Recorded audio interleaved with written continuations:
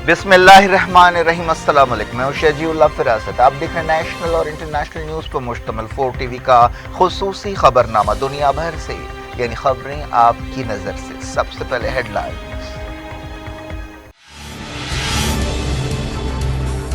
खैरसोन में यूक्रेनी फौज के जबरदस्त हमले, रशिया के हामी शहर छोड़ने लगे, सूरत हाल मुश्किल है, मॉस्को ने किया इकरार।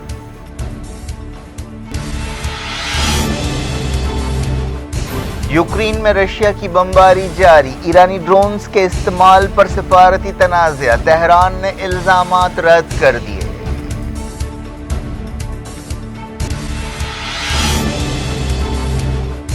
MBS ने किया सऊदी अरब की इंडस्ट्रियल स्ट्रेटजी का ऐलान, 36,000 फैक्ट्रियां कायम की जाएंगी।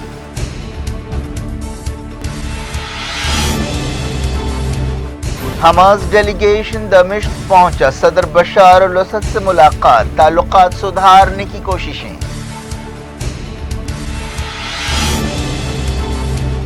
इसराइल फलस्तीनियों पर जुल्म ढा रहा है, नस्ल परस्ताना पॉलिसियां खत्म करे, यूनाइटेड नेशंस की रिपोर्ट।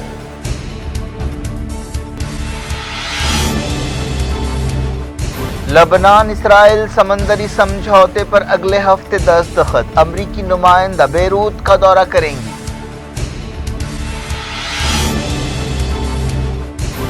जर्मनी के कोलोन शहर में पहली बार लाउड स्पीकर पर अजान, मकामी मुसलमानों और एडमिनिस्ट्रेशन में समझौता।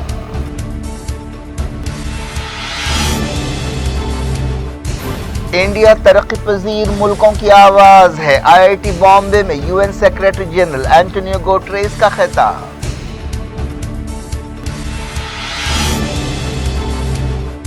खरगे 24 साल के पहले गैर गांधी सदर बन गए, इलेक्शंस में शशि थरूर को भारी फर्क से शिकस्त।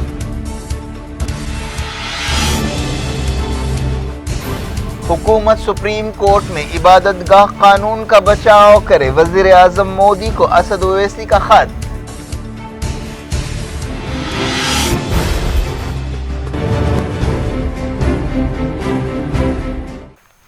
हेडलाइंस आपने देखी। अब खबरों की तफसील। शुरुआत यूक्रेन से। रशिया की तरफ से मुकर्रर किए गए ओहदेदारों और हजारों सिविलियंस ने यूक्रेनी फौज के जबरदस्त हमलों के बीच खैरसोन से बाहर निकलना शुरू कर दिया है। एक ओहदेदार ने बताया कि 50 से 60 हजार सिविलियंस निप्रो नदी के करीब वाक़ 4 शहरों से बाहर निकल रहे हैं। रशिया के टेलीविजन चैनल्स पर दिखाया गया कि कई लोग नाइपर के करीब जमा हो रहे हैं। ये बात साफ नहीं है कि कितने लोग बाहर निकल चुके हैं। यूक्रेन के सदर वोलोडिमिर ज़ेलेंस्की के एडवाइज़र ने कहा कि खैरसोन को रशिया में शामिल करने के सिर्फ 1 महीने बाद ये हालात पैदा हुए हैं। आपको तसव्वुराती दुनिया में नहीं रहना चाहिए। रशिया के नए मिलिट्री कमांडर ने खैरसोन शहर की सूरत हाल को मुश्किल करार दिया। रशिया की तरफ से मुकर्रर किए गए एक ओहदेदार ने कहा कि यूक्रेन की फौजों ने जवाबी हमले शुरू किए हैं और आने वाले दिनों में ये हमले तेज हो सकते हैं। उन्होंने कहा कि कोई भी पीछे हटना नहीं चाहता, लेकिन हम आपकी जिंदगियां बचाना चाहते हैं। जल्द से जल्द बाहर निकलना होगा। उन्होंने कहा कि कोई भी हथियार नहीं डालेगा और ऐसा नहीं होना चाहिए। पिछले 2 दिनों में 5,000 से ज्यादा लोग खैरसोन से बाहर निकल चुके हैं। खैरसोन पहला अहम शहर है जिस पर रशिया ने कब्जा किया था। रशिया के नए कमांडर ने यह बात मानी कि लड़ाई बहुत तेज है। यूक्रेन के कई मकामात पर रशिया की बमबारी जारी है। ताज़ा हमलों में कम से कम 6 सिविलियंस हलाक और 16 जख्मी हुए। रशिया ने कहा कि यूक्रेन की फौज ने ज़पोरिज़िया प्लांट पर दोबारा कब्जा करने की कोशिश की। यूक्रेन में एनर्जी सेक्टर पर रशिया के हमले जारी हैं। इन हमलों की वजह से कई लोग बिजली और पानी से महरूम हो गए हैं। यूक्रेन के ओहदेदारों ने दावा किया है कि फौज ने निकोलाव टाउन में 13 ईरानी ड्रोन्स को मार गिराया है।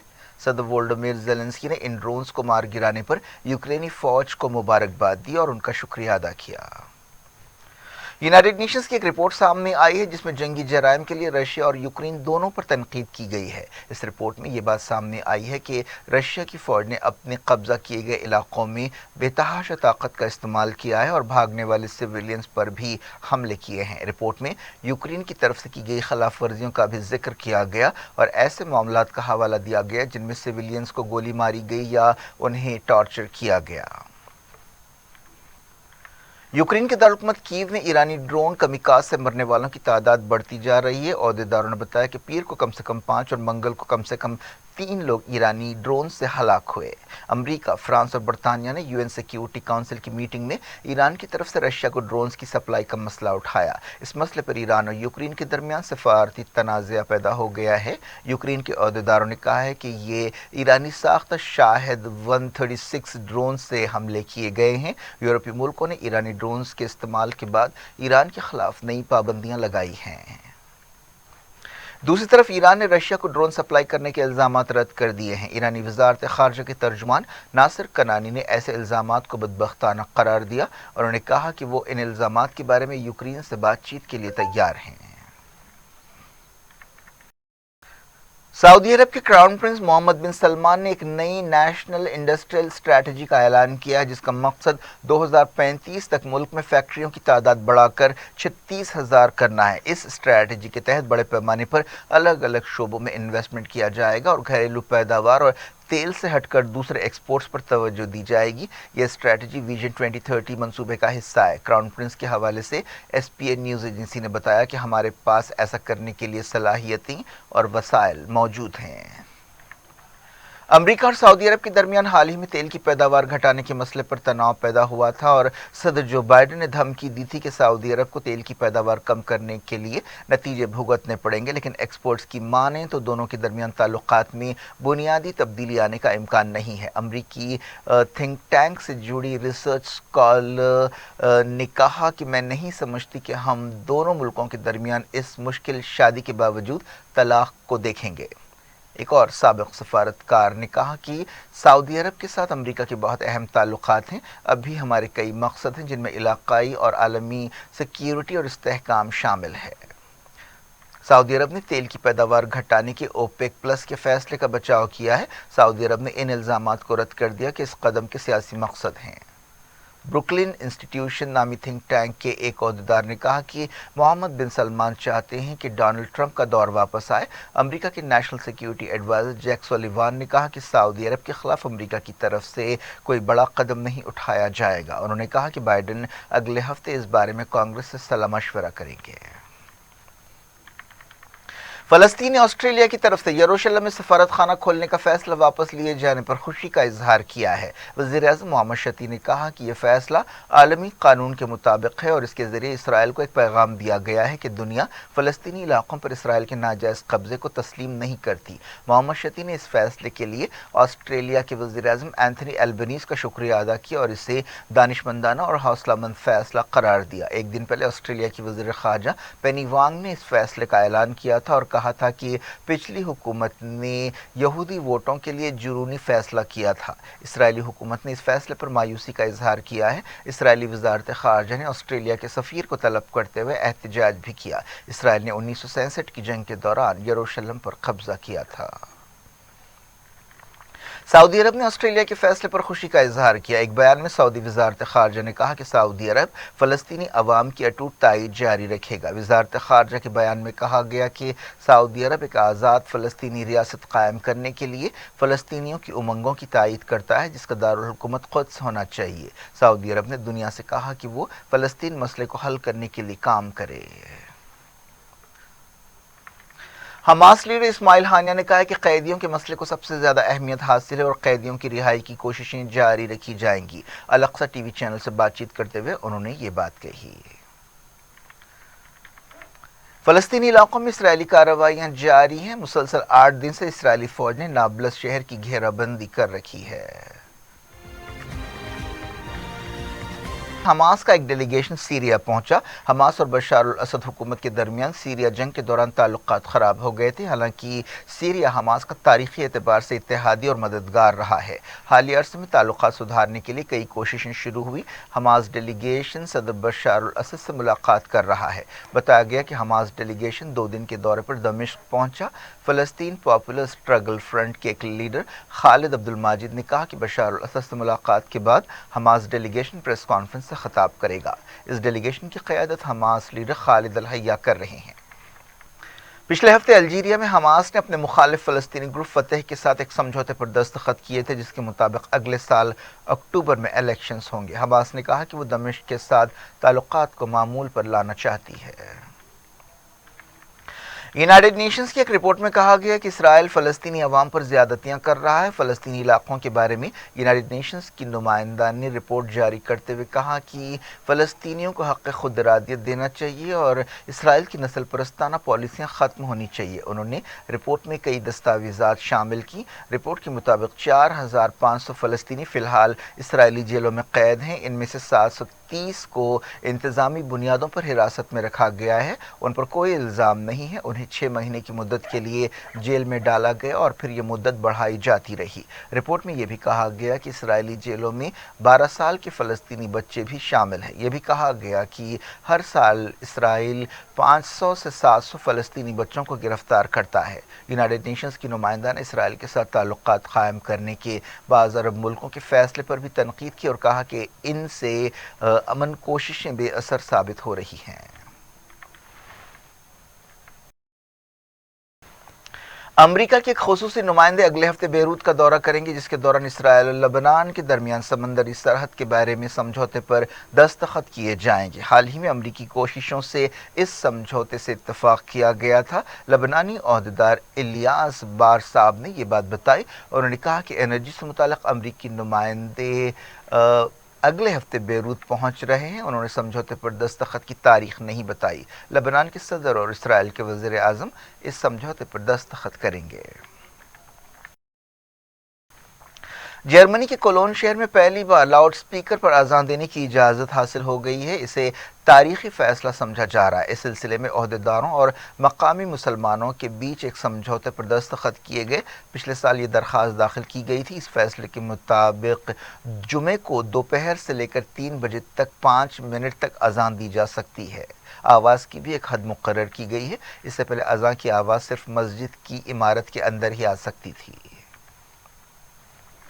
You N secretary general Antonio Guterres نے کہا ہے کہ انڈیا ترقی پذیر ملکوں یا ڈیولپنگ کنٹریز کی آواز رہا ہے۔ وہ آئی آئی ٹی بامبے میں انڈیا اور یونائیٹڈ نیشنز کی پارٹنرشپ کے بارے میں ایک لیکچر دے رہے تھے۔ گوٹریز نے کلائمیٹ چینج، کووڈ-19، یوکرین جنگ جیسے مسائل کی وجہ سے ہونے والے چیلنجز اور انسانیت پر پڑنے والے ان کے اثرات پر فکر مندی کا اظہار کیا اور انہوں نے کہا کہ دنیا بھر میں پرانے اور نئے ٹکراؤ اور جنگوں کی وجہ سے 100 ملین سے زیادہ لوگ بے گھر ہوئے ہیں۔ انہوں نے کہا کہ پوری دنیا کو کا مقصد حاصل کرنے کے لیے مل کر کام کرنا چاہیے۔ گوٹریز نے کووڈ-19 وبا کے دوران انڈیا کے رول کی تعریف کی۔ انہوں نے انڈیا کی طرف سے دواؤں، ویکسین اور میڈیکل سامان کے ڈونیشنز کا حوالہ دیا اور کہا کہ افغانستان اور سری لنکا کی بھی انسانی مدد کی گئی۔ اور انہوں نے کہا کہ آج انڈیا یونائیٹڈ نیشنز کا ایک اہم پارٹنر ہے۔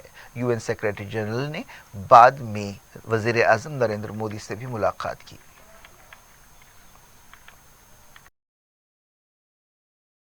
سینئر کانگریس لیڈر ملکارجن کھرگے پارٹی کے نئے صدر بن گئے ہیں۔ انہوں نے صدارتی الیکشن میں سابق مرکزی وزیر ششی تھرور کو شکست دی۔ پارٹی کی مرکزی الیکشن اتھارٹی کے چیئرمین مدھوسودن مستری نے نتیجوں کا اعلان کرتے ہوئے کہا کہ کھرگے کو 7897 اور ششی تھرور کو 1072 ووٹ ملے۔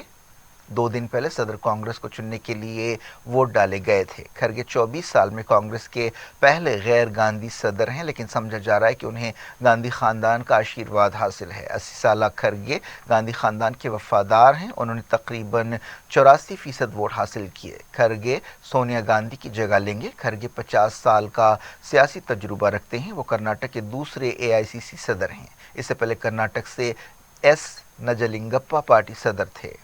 وہ جگجیون رام کے بعد صدر بننے والے دوسرے کانگریسی دلت ہیں۔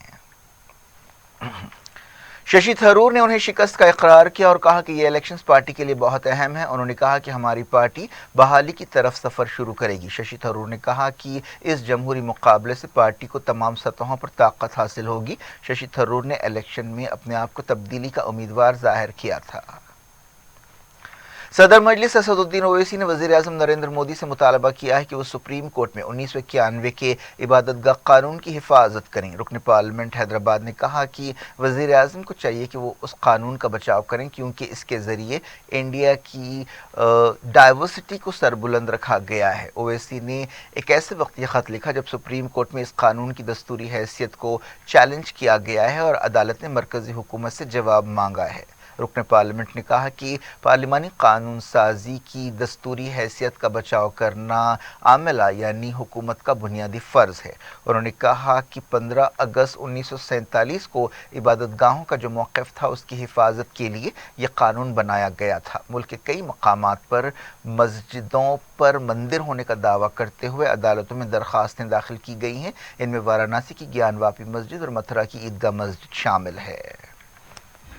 کیا کچھ ہو رہا ہے آپ کی دنیا میں؟ آخر میں ہیڈ لائنز دنیا بھر سے ایک بار پھر دیکھتے ہیں۔ خیرسون میں یوکرینی فوج کے زبردست حملے، رشیا کے حامی شہر چھوڑنے لگے، صورتحال مشکل ہے، ماسکو نے کیا اقرار۔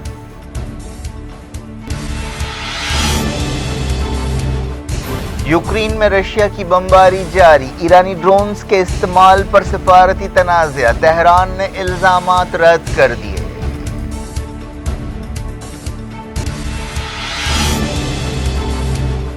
ایم بی ایس نے کیا سعودی عرب کی انڈسٹریل اسٹریٹجی کا اعلان، 36,000 فیکٹریاں قائم کی جائیں گی۔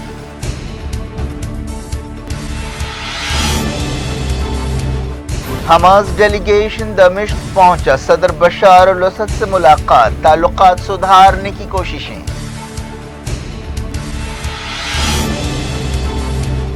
اسرائیل فلسطینیوں پر ظلم ڈھا رہا ہے، نسل پرستانہ پالیسیاں ختم کرے، یونائیٹڈ نیشنز کی رپورٹ۔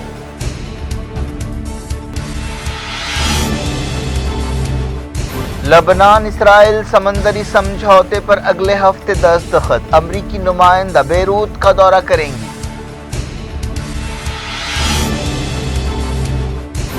جرمنی کے کولون شہر میں پہلی بار لاؤڈ سپیکر پر اذان، مقامی مسلمانوں اور ایڈمنسٹریشن میں سمجھوتا۔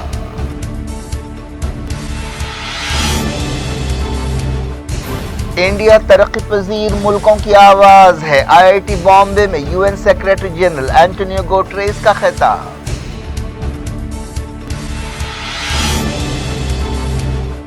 کھرگے 24 سال کے پہلے غیر گاندھی صدر بن گئے، الیکشنز میں ششی تھرور کو بھاری فرق سے شکست۔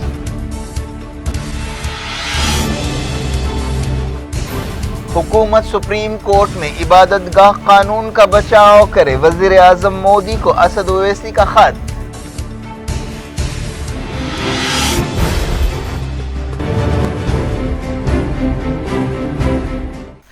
یہ تھی آج کی خبریں، شجی اللہ فراست کو دیں اجازت اور اپنا بے حد خیال رکھیں۔ اللہ حافظ۔